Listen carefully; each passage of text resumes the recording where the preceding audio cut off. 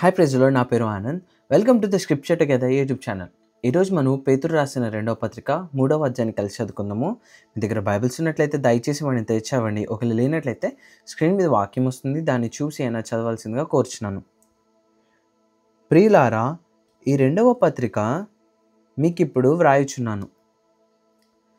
పరిశుద్ధ ప్రవక్తల చేత పూర్వమందు పలుకబడిన మాటలను ప్రభువైన రక్షకుడు మీ అపోస్తలుల ద్వారా ఇచ్చిన ఆజ్ఞను మీరు జ్ఞాపకం చేసుకొనవలెనను విషయమును మీకు జ్ఞాపకం చేసి నిర్మలమైన మీ మనస్సులను రేపుచున్నాను. అంత్య దినములలో అపహాసకులు అపహసించు వచ్చి తమ స్వకీయ దురాశల చొప్పున నడుచుకొనుచు ఆయన రాకడను గూర్చిన వాగ్దానం ఏమాయను? పితరులు నిద్రించినది మొదలుకొని సమస్తమును సృష్టి ఆరంభముననున్నట్టే నిలిచిన్నదే అని చెప్పుదురు అని మొదట మీరు తెలుసుకొనవలెను. ఏలయనగా పూర్వము నుండి ఆకాశం ఉండెననియు నీళ్లలో నుండి నీళ్ల వలనను సమకూర్చబడిన భూమియు దేవుని వాక్యము వలన కలిగిననియు వారు బుద్ధిపూర్వకముగా మరుతురు. ఆ నీళ్ల వలన అప్పుడున్న లోకము నీటి వరదలో మునిగి నశించెను. అయితే ఇప్పుడున్న ఆకాశమును భూమియు భక్తిహీనుల తీర్పును నాశనమును జరుగు దినము వరకు అగ్ని కొరకు నిలువ చేయబడినవై అదే వాక్యము వలన భద్రము చేయబడి ఉన్నవి. ప్రియులారా, ఒక సంగతి మర్చిపోకుడి. ఏమనగా ప్రభు దృష్టికి ఒక దినము 1000 సంవత్సరముల వలెను 1000 సంవత్సరములు ఒక దినము వలెను ఉన్నవి.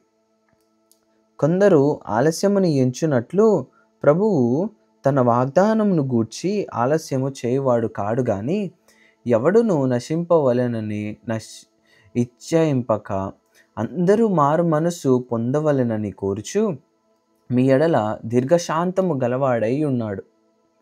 అయితే ప్రభు దినము దొంగ వచ్చినట్లు వచ్చును.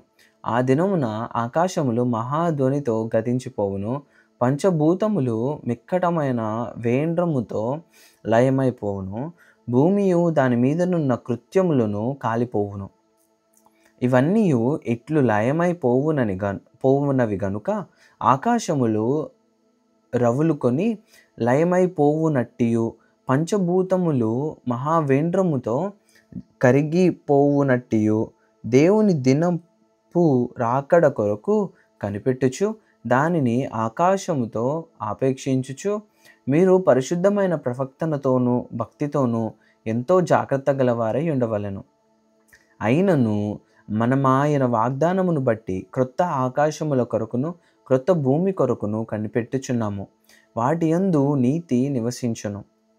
ప్రియులారా, వీటి కొరకు మీరు కనిపెట్టువారు కనుక శాంతము గలవారై ఆయన దృష్టికి నిష్కలంకులుగాను నిందారహితులుగాను కనబడినట్లు జాగ్రత్త పడుడి. మరియు మన ప్రభువు యొక్క దీర్ఘశాంతము రక్షణార్థమైనదని ఎంచుకొనుడి. అలాగూ మన ప్రియ సహోదరుడైన పౌలు కూడా తనకు అనుగ్రహింపబడిన జ్ఞానము చొప్పున మీకు వ్రాసి ఉన్నాడు. వీటిని గూర్చి తన పత్రికలన్నిటిలోనూ బోధించుచున్నాడు. అయితే వీటిలో కొన్ని సంగతులు గ్రహించుటకు కష్టమైనవి. వీటిని విద్యావిహీనులను అస్థిరులైన వారును తక్కిన లేఖనములను అపార్థము చేసినట్లు తమ స్వకీయ నాశనమునకు అపార్థము చేయుదురు. ప్రియులారా, మీరు ఈ సంగతులు ముందుగా తెలుసుకొని ఉన్నారు కనుక మీరు నీతి విరోధుల తప్పు బోధ వలన తొలగింపబడి మీకు కలిగిన స్థిర మనస్సును విడిచి పడిపోకుండా కాచుకొని ఉండుడి.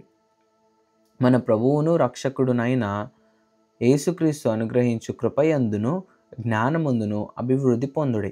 ఆయనకు ఇప్పుడును యుగాంత దినము వరకును మహిమ కలుగును గాక. ఆమెన్.